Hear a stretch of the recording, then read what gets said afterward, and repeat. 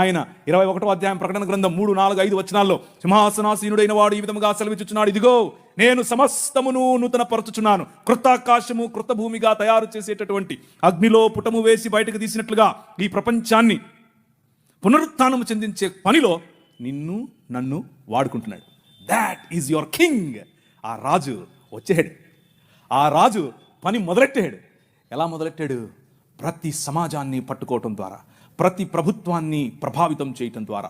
ఆనాడు నిమ్రోదు సమయం మొదలుకొని ఈనాడు నరేంద్ర మోదీ గారి ప్రభుత్వం వరకు హీ ఈజ్ ద కింగ్. ఆయనే నడుపుతున్నాడు, ఆయనే చేస్తున్నాడు.